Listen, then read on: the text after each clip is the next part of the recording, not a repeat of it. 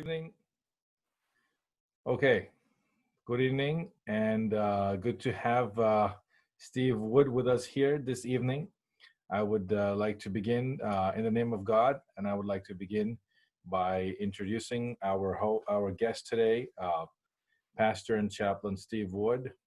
Steve is a native of Wisconsin. He was raised in the Roman Catholic Church, and he's a graduate of Liberty University's Bible Institute in Virginia. He's got a BA in Religious Studies from Luther Rice College in Georgia and a MA in Biblical Counseling from Masters University in Northern California, I believe. It's southern, but north of LA. North of LA, Santa Clarita, right? Yes. And he's married to Dawn for, wow, almost 36 years with 6 children and 18 grandchildren. He is now currently serving as the teaching pastor of Risen Hope Community Church in Random Lake, Wisconsin, and a chaplain for Evergreen Retirement Community in Oshkosh, Wisconsin. Yes. Well, Steve, welcome, and it's good to see you after a while. Yes, it's been a little while. Yeah. How have you been? I've been very well. I just want to say I'm honored that you would ask me to take part in this dialogue. When you and I first met, it was through residence. Well, I was a resident. You were an intern in the chaplaincy program at St. Luke's in Milwaukee, and I still remember fondly our Saturday conversations when we had time between triggers and all of that. Yeah. To sit in the office and just have some conversation, and so thank you for inviting me. I'm really happy to have you, and I'm honored to have this opportunity to speak with you. And there's some questions that we will try to tackle together. And as you know, this program is called I like to call it Interfaith Insights, and the idea is to openly and freely share and dialogue about certain questions or concepts that are universal to all of us, and then we come from our different traditions, from our different faiths, and we try to address those and talk about those things in a common way while giving each other respectful space and trying to be genuinely curious and authentic when trying to understand the faith of our fellow humans, of our friends and neighbors, and also being expressive of who we are in our faith, right? Yeah. Yes, and like I said, because of those conversations, I count you as a friend, and well, I'm honored to receive that title. For that. Thank you. Yeah, thank you for that. So today, Steve, the world is a little different, actually, very different from when we were doing our program together. It's sad. Yeah. We have first the virus and the way it's changed a lot of things. A lot of people have lost their lives. The way care is given. You're a chaplain at a retirement community, and you know how it is, and probably at your church as well, where you are a pastor, you probably also have elderly folks in the community, in the congregation, and the family. So the virus is there. Then the economic change that's affected everybody. I know in Wisconsin as well. And then on top of that, what's going on in the country right now with yes. So the question that's posed before us, Steve, is how does faith inform who we are and how we operate in the world? How is that kind of fueling us throughout this crisis? Where do you feel you find yourself with faith during this time? Certainly, and it all goes back to the fundamental beliefs that I hold. I am a Christian, and I hold those convictions seriously. You and I have talked about that. We differ on certain aspects of faith and the way to God. We understand we have those differences. But in my heart and in my belief, there are there are a few different things that inform how I look at the world and other human beings. And this, first of all, for me, it is understanding how God has been gracious to me, how he has been so kind, and gracious, forgiving and merciful. And so if God has been that way to me, then I am compelled to show grace and kindness and mercy to others. It also, what also informs the way I view the world and others is, and I know this isn't an essentially Islamic position, Jewish, Christian, and I believe Sunni Muslim also may hold some form of this, but it's the image of God. Believing that we are created in the image, not that God looks like us or we look like God, but that the image of God in our intellect, in our will, in our emotion, in how God created us with those aspects of being, that image is borne by every human being. And so because of that, every human life is sacred. And every person has inherent dignity and value. And so I look at every human being that way. I'm compelled to look at every human being that way because of my fundamental core beliefs as a follower of Jesus Christ. Absolutely. I mean, to answer that question from my perspective, from the Islamic perspective, I think that the idea is that we are made as creations of God. We are made as his servants, those who are his worshipers, really. And to be the creation of God, you have those certain names and attributes that are specific to you as a creation of God. And the idea is to potentially realize and to reach perfection and completion through those names, and to reach that perfection yourself, and to help others reach that perfection and that completion. And to be the facilitator of that is very important. And as you said, mercy and compassion. Yeah. In my understanding of human nature, anthropology, and such, it is from a Christian perspective, however, is that because of, and I know again this is counter to Islamic belief, but the idea that we inherit a sin nature going back all the way to Adam, and because of that, the intercession of God in my life and in the life of humanity was essential in Christ. It was essential because of the sin nature we all inherit. And as as a follower of Christ, I'm there's the image of God that's inherent in every human being, but then there's also a teaching in my faith that all of life, the good, the bad, the ugly, all of life is meant to work in me, in my life, to make me more like Christ, to conform me to the image of Christ. And so I think that sort of parallels what you're saying, that road to perfection, and that idea of helping others along in that way as well. Along that road, along that path to perfection and to completion, that's important.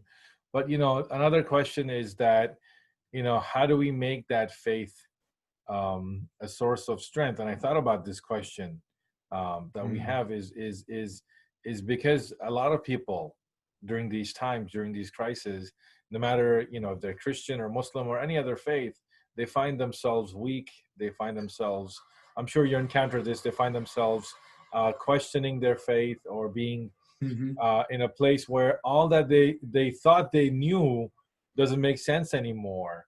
So us as leaders in the congregation, in the religious community, how do we come to their aid? I'll tell you, my challenge is when people feel weak, I remind them, and like you said, everything is in front of God. Everything is all of existence is in front of God, because God is the source of existence. So it is not beyond the scope of God's sovereignty or power to be present or to fix things, but certainly there's a purpose and there's a reason behind everything that's happening. That's how I try to come to the side of those who have questions. Yes, I concur with you that, and we've talked about this before in the past too, about Yeah. the idea of God's sovereignty. And we are finite beings, and God is infinite. All things are before Him. The Christian diet. Well, I suppose there is a corresponding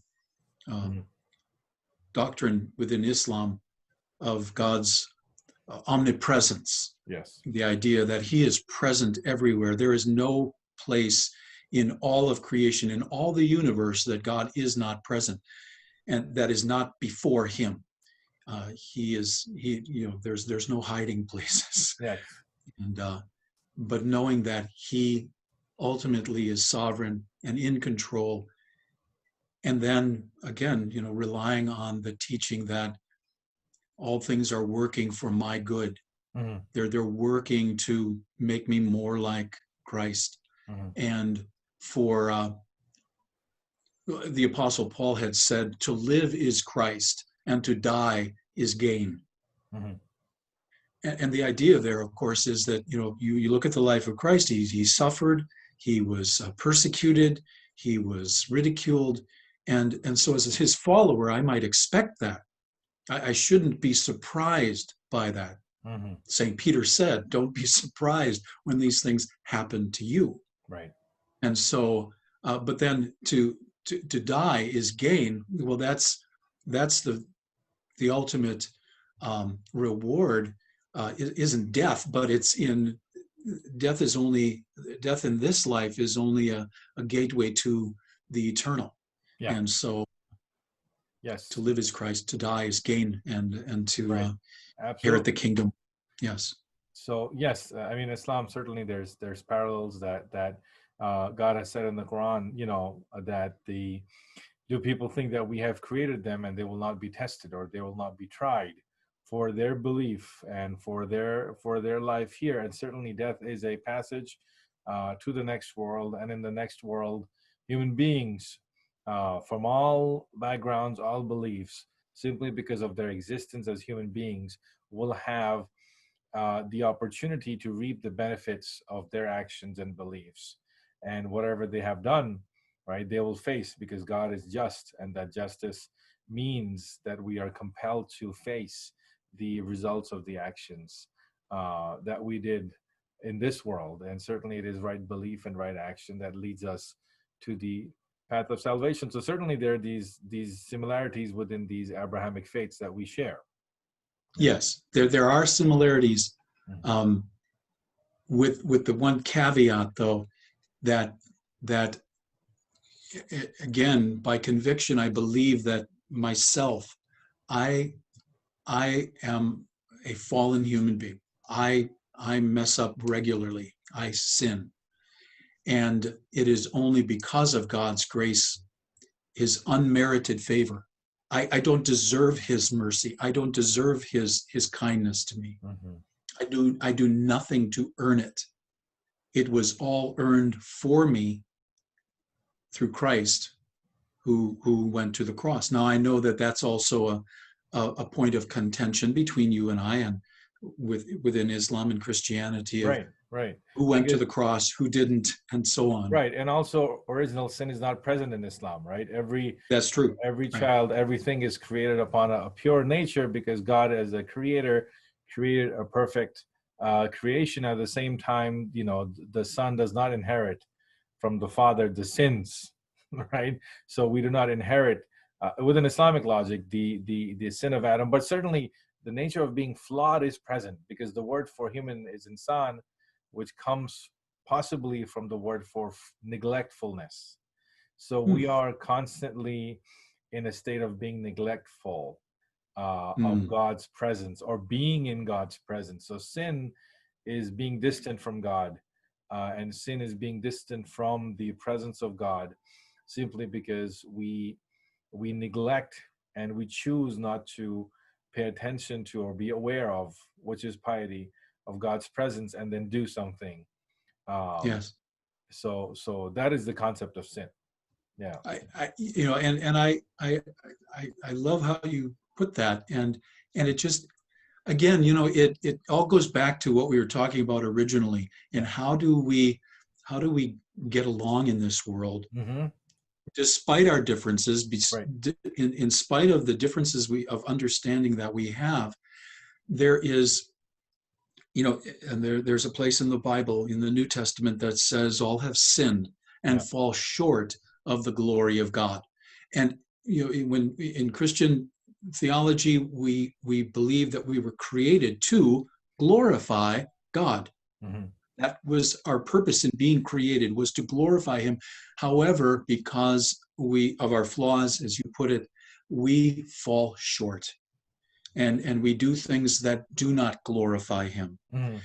When Jesus taught in the Sermon on the Mount, he was asked the question, "What must I do to inherit the kingdom?" Right. And he said, love the Lord your God with all your heart, soul, mind, and strength.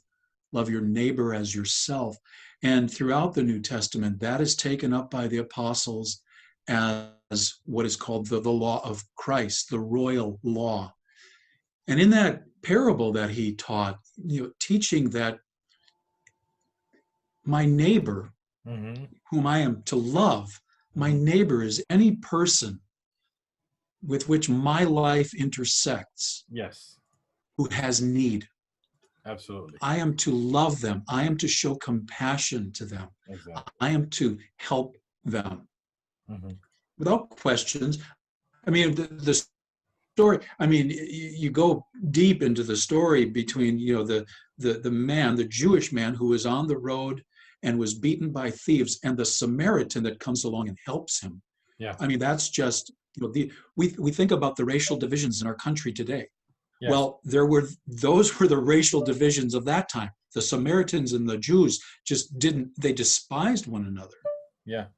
And so, learning from that parable how I am to love my neighbor, is it is Absolutely. central to my life. Yeah. I agree with you. I think that this teaching is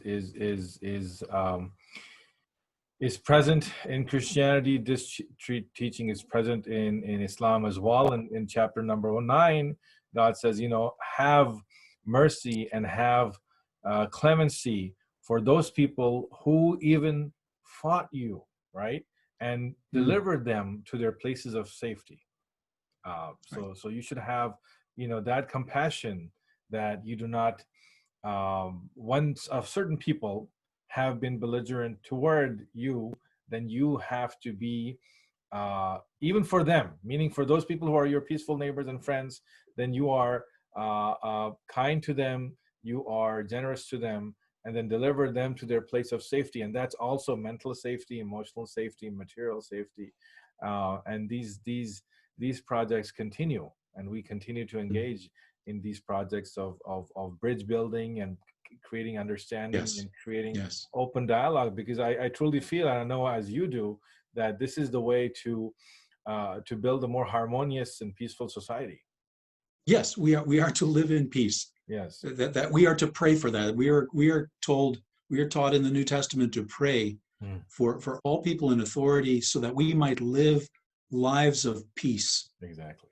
Peace with our neighbors, Yes. peace with the government, peace, with everyone. Absolutely.